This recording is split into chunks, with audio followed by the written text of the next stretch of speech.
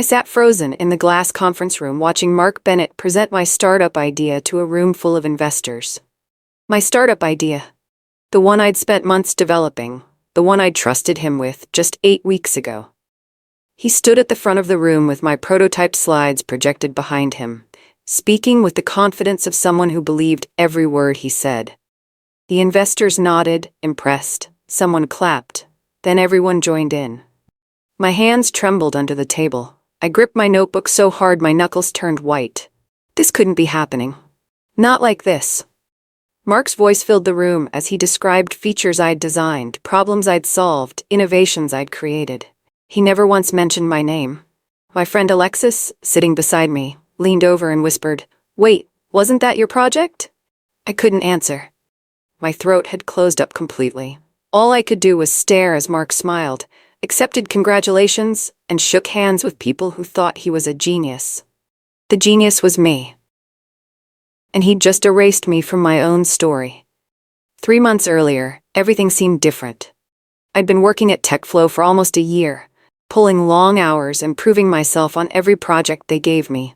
One evening, Mark stopped by my desk after most people had gone home. He asked what I was passionate about outside of work. I thought he was just being friendly, trying to connect with his team. So I told him about my idea. A simple AI tool that could help freelancers manage their clients, track payments, and automate administrative tasks.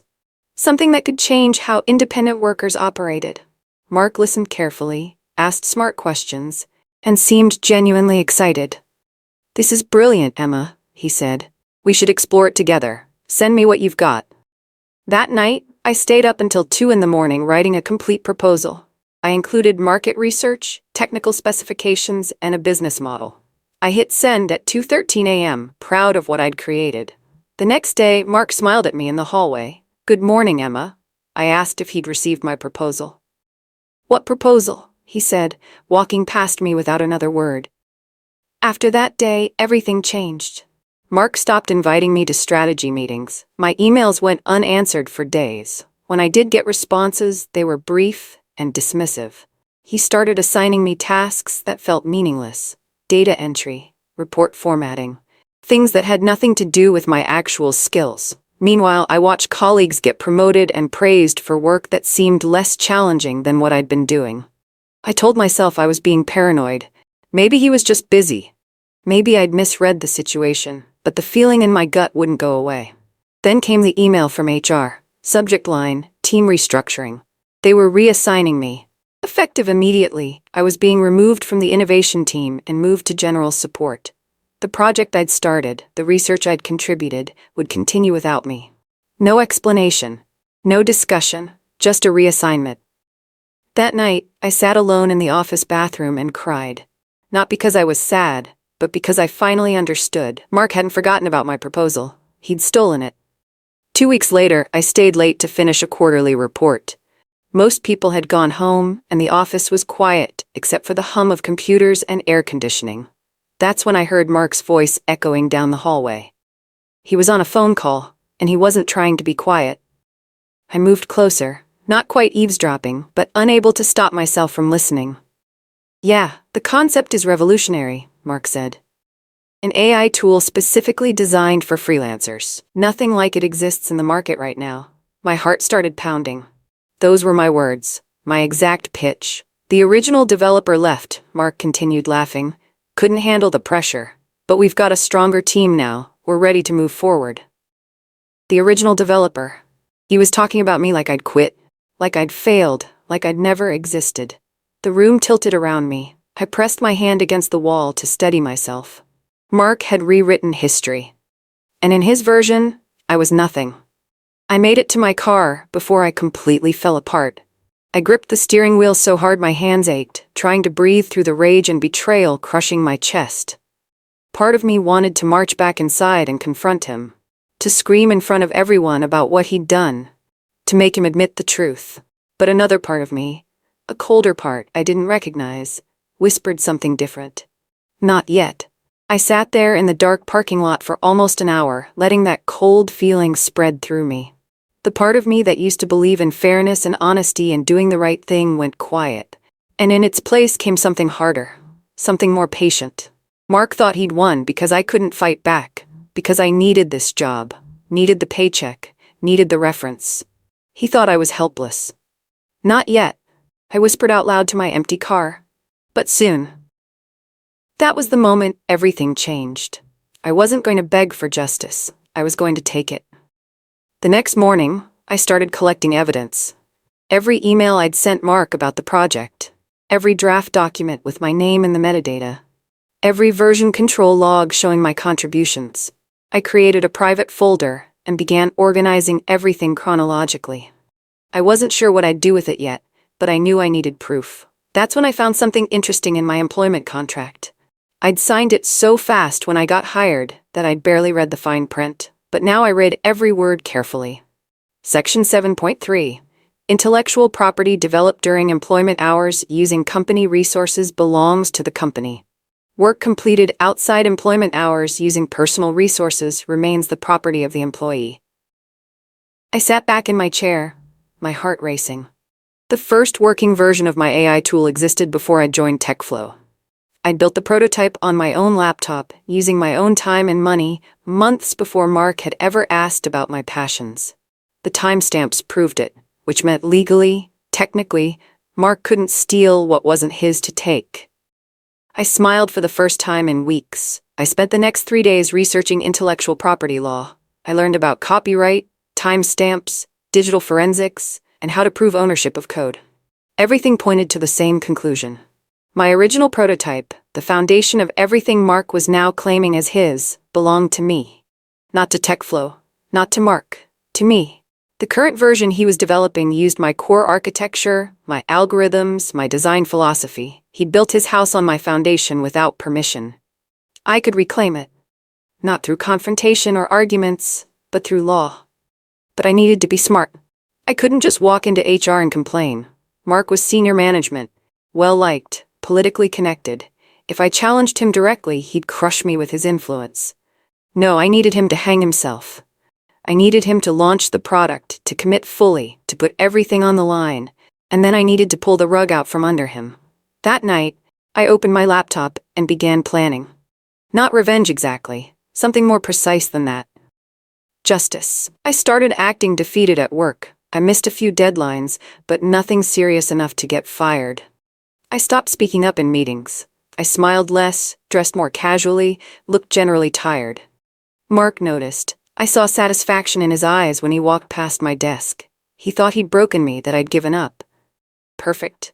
While he grew more confident, I was quietly interviewing at another company, a small tech firm across town called Innovate Solutions. They had a reputation for ethics and supporting their employees' creative projects. In my second interview, the founder asked about my dream project. I told her about the AI tool for freelancers. The real version, my version. That's exactly the kind of innovation we value, she said. If you join us, you'll have the resources and support to build it properly. 2 weeks later, they offered me a position. Better pay, better culture, better everything. I accepted immediately, but I didn't tell Mark yet. I needed more time. Before I left TechFlow, I needed to secure my evidence. I transferred everything to an encrypted external drive. Every email, every document, every line of code I'd written. The original prototype files, still time-stamped from before my employment, went into a secure cloud storage account only I could access. Then Mark asked me to help finalize his presentation deck for the product launch. He actually asked me to polish the slides for my own stolen idea. I said yes with a smile. While I worked on his deck, I also worked on something else.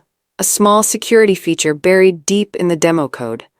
Nothing malicious, nothing that would damage data or break systems. Just a simple authentication requirement. The demo would work perfectly for presentations, but when they tried to deploy it for real users, when they tried to update it or scale it, the system would require my personal authentication key. Without it, the product would lock. Completely legal. Completely invisible until it activated. I built the trap and smiled. My last day at TechFlow arrived on a Friday afternoon. Mark organized a farewell lunch in the conference room, pizza and soda, the standard corporate goodbye. He gave a short speech about how I'd contributed to the team, but was moving on to pursue other opportunities. He made it sound like I'd chosen to leave, like this was my decision. Everyone smiled politely. A few people said they'd miss me. Mark shook my hand and said, "You're creative, Emma, but this industry can be tough. Not everyone handles the pressure well." His words were kind on the surface, but his eyes told the real story.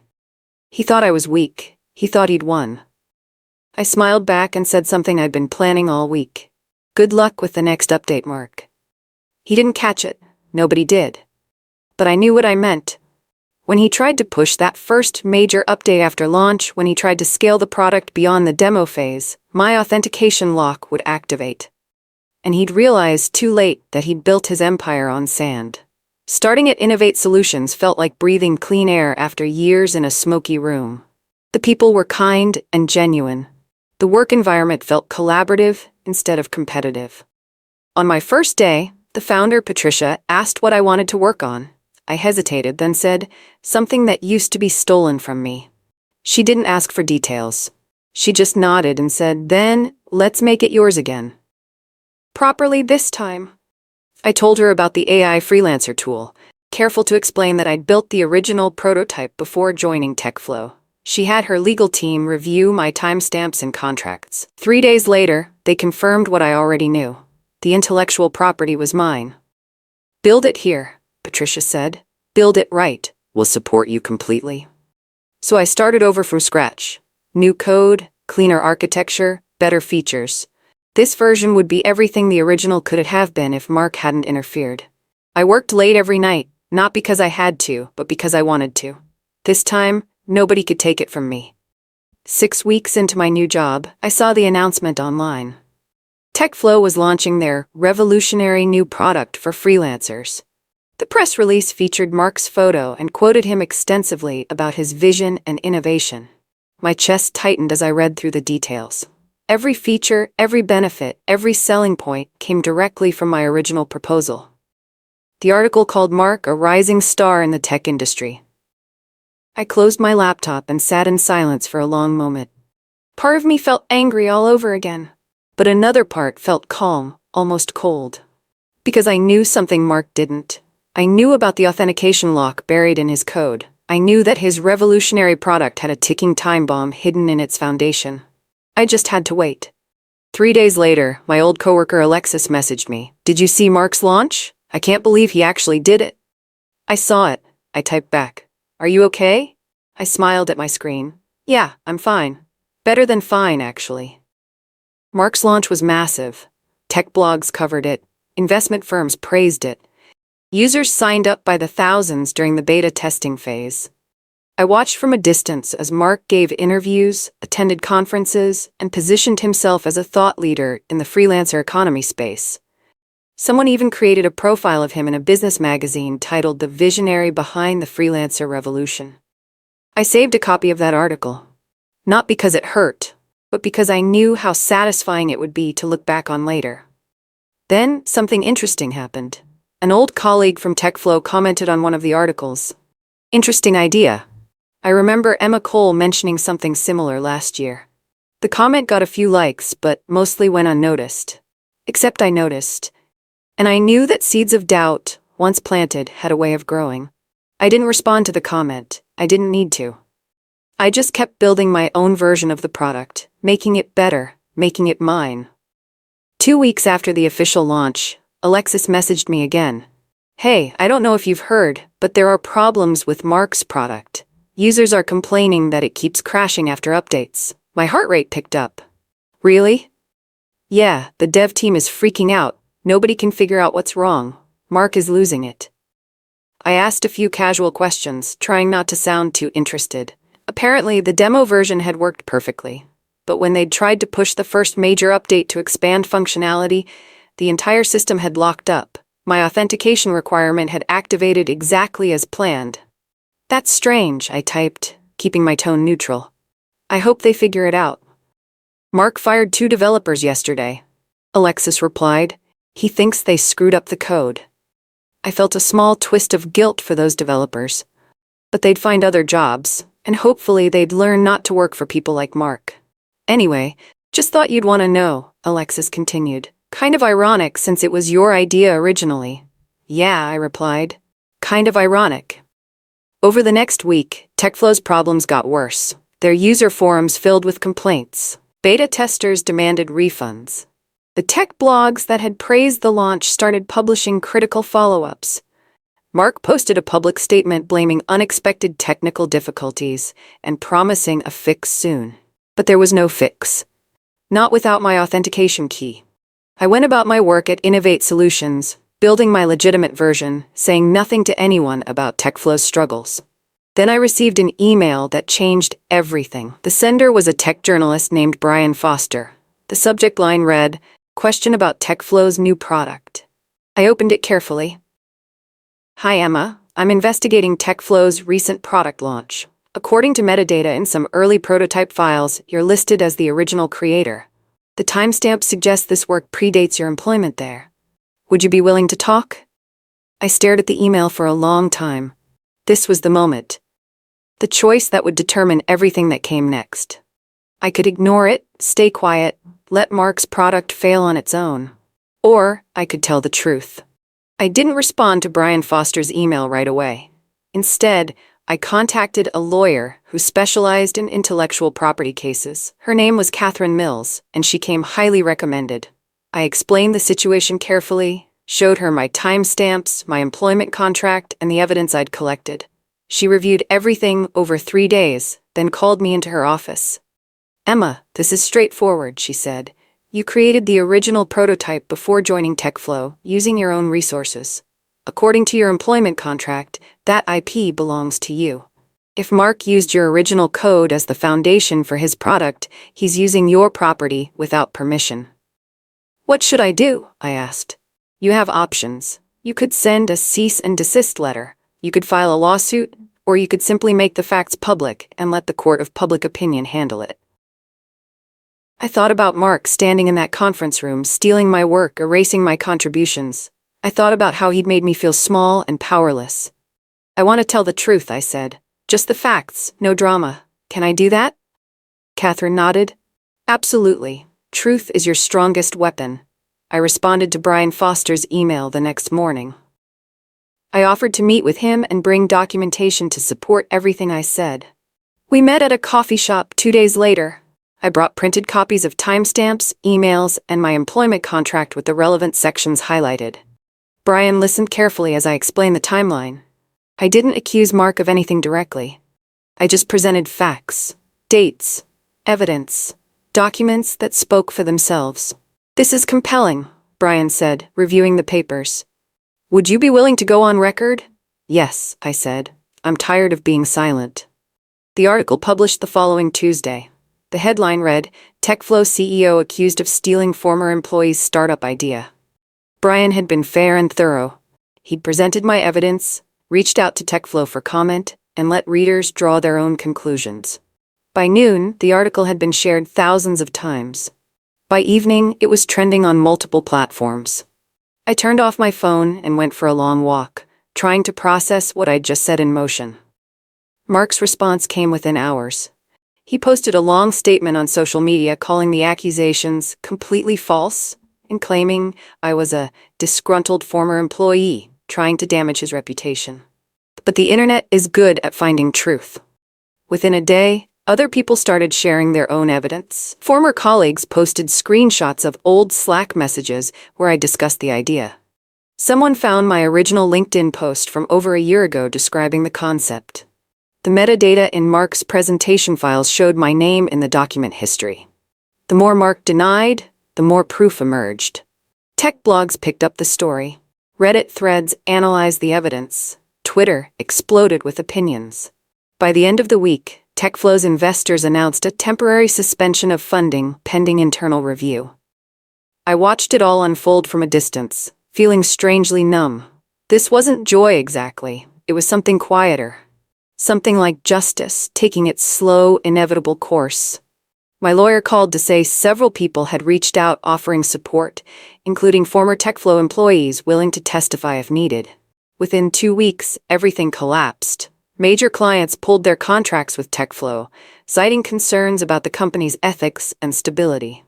Users abandoned the platform for competitors. The technical problems, still unresolved, made the product essentially unusable. Mark's investors didn't just suspend funding, they withdrew completely. Meanwhile, something unexpected happened with my version of the product. Innovate Solutions had soft launched it under my name, and word spread quickly. Not just because the technology was good, but because people knew the story behind it. They wanted to support the underdog, the person who'd been wronged. A major freelancer platform reached out asking to license my tool for their users. Then another. Then 3 more. Patricia called me into her office with a huge smile. "Emma, you need to see this. We've had 12 partnership inquiries in the past week." I stared at the list of companies. Some were major players in the industry. "They all specifically asked for you," Patricia continued. "Your name carries weight now." For the first time in months, I felt something break loose in my chest. Not anger. Not fear. Pride. The internet moved on to other stories, but the damage to Mark's reputation was permanent. People in tech circles remembered. His name became associated with theft and dishonesty. I thought the story was over. Then my assistant knocked on my office door one afternoon with a strange expression. "Emma, there's someone here to see you. He doesn't have an appointment, but he says it's urgent." "Who is it?" She hesitated. "Mark Bennett." My stomach dropped. "Tell him I'm not available." I did. He said he'd wait in the lobby as long as necessary. I sat at my desk for a long moment, debating. Part of me wanted to refuse, to let him sit there forever. But another part was curious about what he'd say after everything that had happened. "Fine," I said finally. "Give me 5 minutes, then send him in." I used those 5 minutes to steady myself, to remember that I wasn't the powerless person he'd tried to make me. I was successful now, respected, protected. When Mark walked into my office, I barely recognized him. 21, he looked smaller somehow. His suit was wrinkled, his face pale and drawn. Dark circles shadowed his eyes. This wasn't the confident man who'd presented my idea to investors. This was someone who'd lost everything. "Emma," he said, his voice rough. "Thank you for seeing me." I didn't invite him to sit. "What do you want, Mark?" "I know I messed up. I know you have every right to hate me." He ran a hand through his hair. "But I'm asking for your help. Just tell me how to fix the authentication issue. I'll give you credit, proper credit. We can work together, split the profits, whatever you want." I stared at him for a long moment, letting the silence stretch. "Credit?" I finally said. "You had the chance to give me credit. You had the chance to partner with me honestly. You chose to steal instead. I made a mistake. I'm sorry, but we can fix this, right? You can unlock the system?" "I could," I agreed, "but I won't." His face flushed red. "You're destroying people's jobs. The whole company is—" "You destroyed that company," I interrupted. "Not me. You built it on theft and lies. I just refused to let you profit from my work." He stared at me, and I saw the moment he realized there was nothing left to say. "I hope it was worth it," I said quietly. He left without another word. The legal consequences came swiftly after that.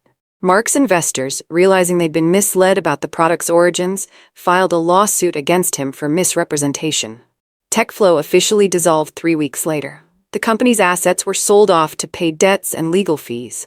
My lawyer sent a formal notice to TechFlow's legal team, asserting my intellectual property rights over the original prototype and any derivatives built from it.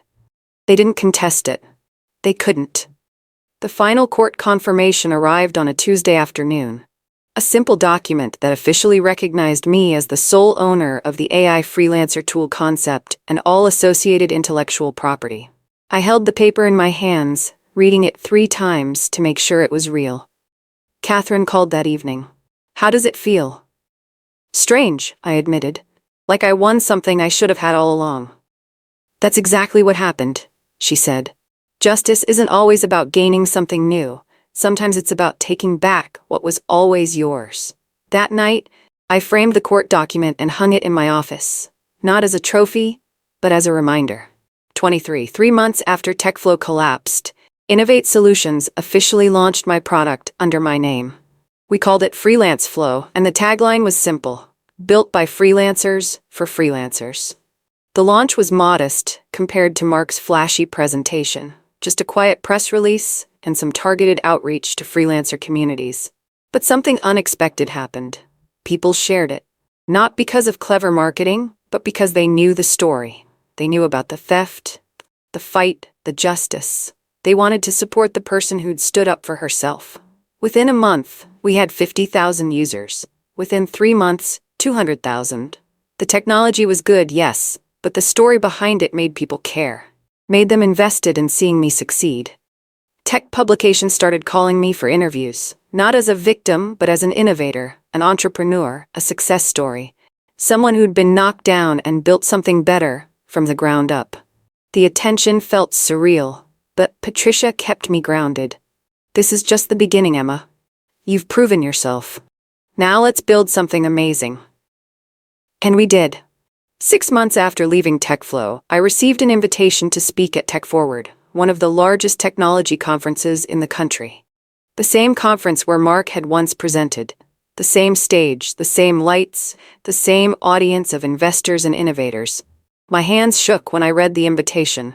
Part of me wanted to decline, to avoid returning to a place with so many painful memories. But another part of me knew this was important. Not for revenge, but for closure. I accepted. The day of my speech, I stood backstage, listening to the crowd settle into their seats. My presentation was loaded, my notes prepared. I'd practiced 100 times. When they called my name, I walked onto that stage with my head high. The lights were just as bright as I remembered. But this time, I wasn't invisible. I talked about integrity, about knowing your worth, about fighting for what you've created. I shared my story honestly, without bitterness or anger. And when I finished, the audience rose to their feet, standing ovation. For me, I looked out at those faces and felt something settle in my chest. Then I saw him, Mark, sitting in the back row, alone, watching. After my speech, I stayed to answer questions and meet attendees. People wanted to thank me, to tell me their own stories of being overlooked or stolen from. I listened to each one, understanding exactly how they felt. As the crowd thinned, I saw Mark standing near the exit, clearly waiting for me. I could have avoided him. Security would have escorted him out if I'd asked, but I walked over instead. Mark, I said simply. He looked older than he had 6 months ago, more worn down. That was a good speech, he said quietly. You deserve that applause. Thank you. I've been working at a small marketing firm, he continued, not meeting my eyes. Entry-level position. After everything, nobody in tech will hire me.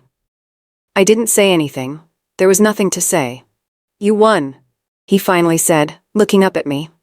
I lost everything, and you won. I thought about that for a moment. Thought about everything I'd been through, everything I'd built, everything I'd learned. No, I said gently. I didn't win, Mark. I just stopped losing. His face crumpled slightly, but I didn't feel satisfaction. Just a quiet sense of peace. I walked away from him then, not with anger or triumph, but with something simpler. Freedom. Because winning isn't about destroying someone else. It's about becoming the person you were always meant to be, despite everyone who tried to stop you. And I'd finally become her.